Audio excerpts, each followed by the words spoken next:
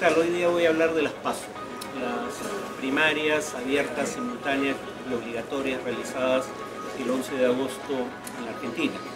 Estas eran elecciones primarias porque no se elegía, por ejemplo, al presidente de la República, sino que se elegían los candidatos a la presidencia de los distintos partidos por registro electoral.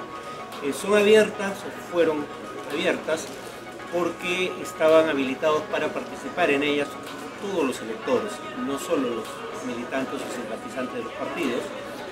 Son simultáneas porque se realizan todas en un mismo día y son obligatorias porque, al igual que en las elecciones generales, los electores tienen la obligación legal de acudir a votar.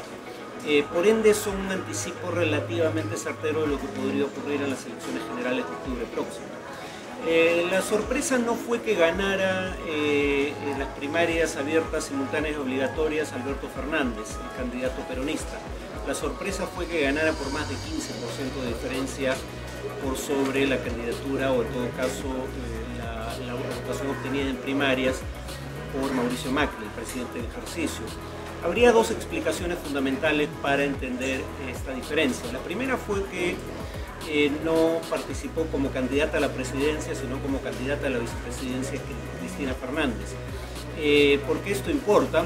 En primer lugar, porque Cristina Fernández encarna al ala izquierda del peronismo, lo que se da en llamar el kirchnerismo, y el kirchnerismo dividió al peronismo en la elección de 2015, cuando, por ejemplo, Sergio Massa, un militante peronista, candidateó como independiente y obtuvo la tercera votación a nivel nacional, probablemente con eso condenando a la derrota al candidato kirchnerista en 2015.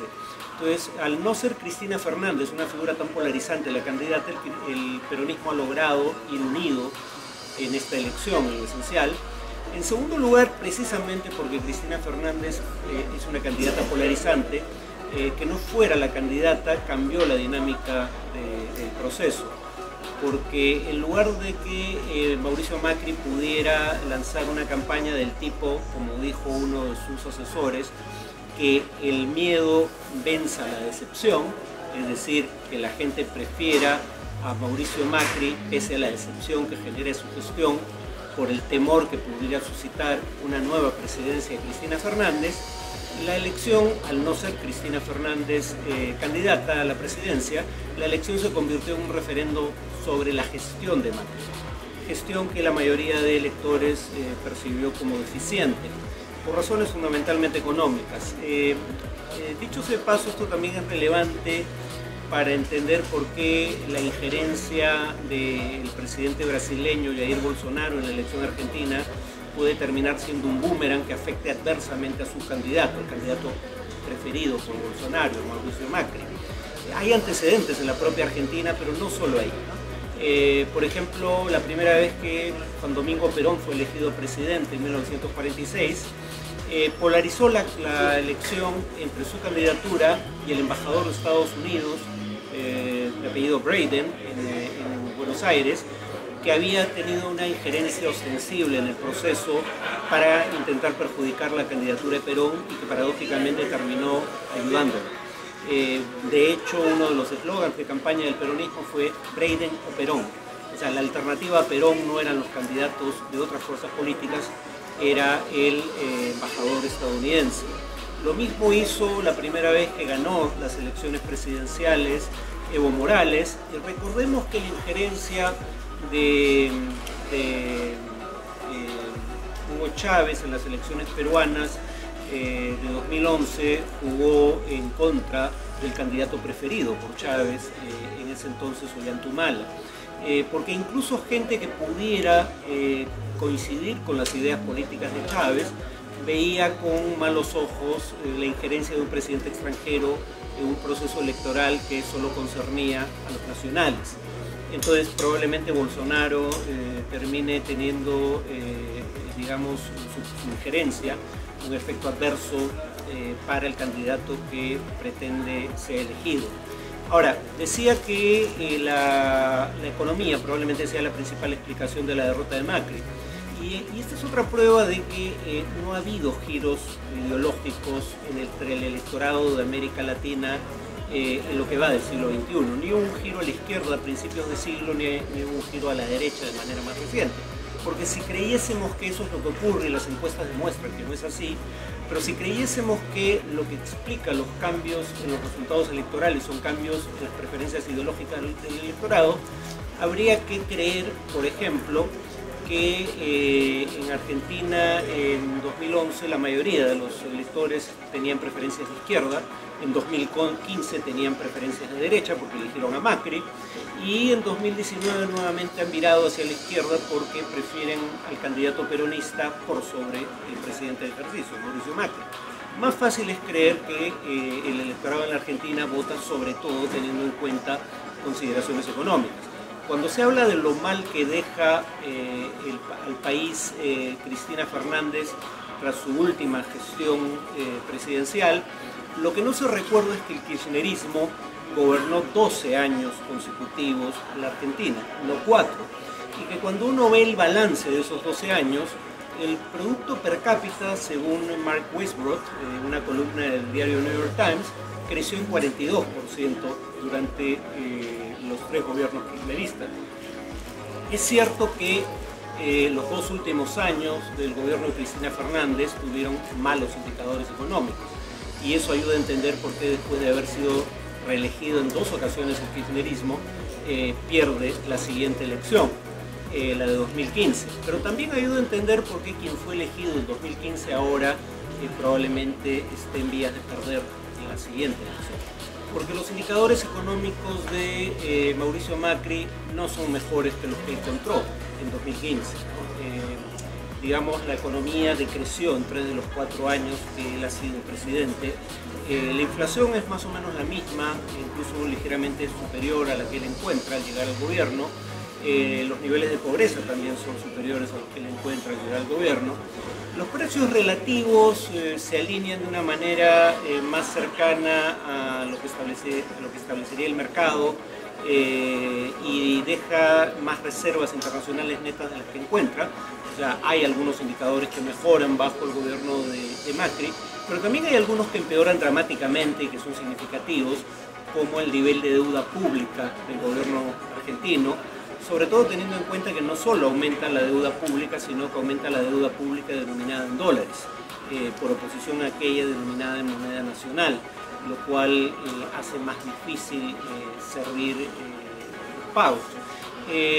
Entonces, digamos, Macri deja una situación tan mala o incluso ligeramente peor que la que encuentra, y eso se debe en parte a que, digamos, si bien tuvo un discurso liberal en materia de política económica, sus decisiones no siempre se atuvieron a los objetivos establecidos inicialmente.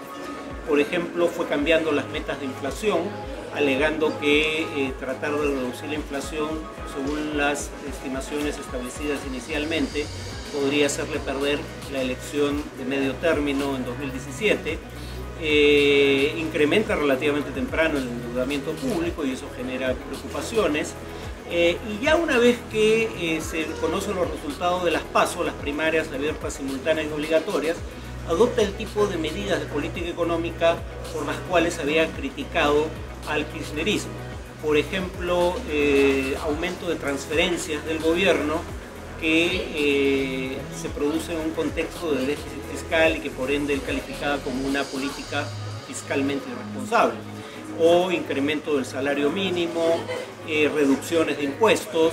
O sea, el tipo de políticas que él criticó en el kirchnerismo, por no hablar de la bestia negra de esa gestión en materia de política económica para la derecha argentina, los controles de precios, que los acaba de restablecer, aunque solo sea por tiempo limitado, Mauricio Macri. Entonces, cuando Alberto Fernández dice que va a buscar renegociar los términos del crédito acordado con el Fondo Monetario Internacional, lo que habría que decir es que estas políticas que ha adoptado el gobierno de Macri después de las PASO son precisamente parte del problema.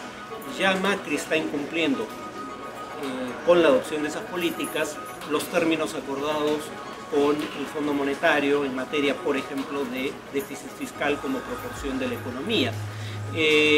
Entonces, por un lado, las diferencias en materia de política económica no son todo lo grandes que se suele creer cuando se hace este contraste polarizado entre el macrismo y el kirchnerismo.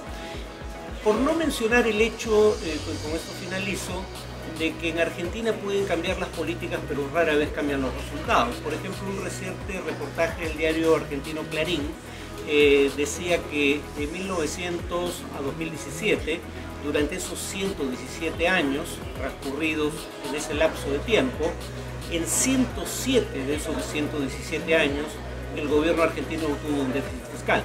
Estamos hablando de, digamos, algo que ocurre en buena medida antes incluso de la existencia del peronismo.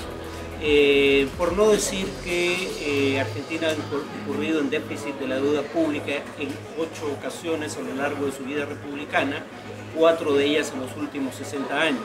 En otras palabras, no solo el contraste en materia de política económica no es todo lo grande que se pudiera creer basándose únicamente en los discursos de campaña, sino que además parece haber problemas estructurales en la economía argentina que ayudan a entender que no importa cuáles sean las políticas que se adopten, los resultados son invariablemente subóptimos, por decirlo menos.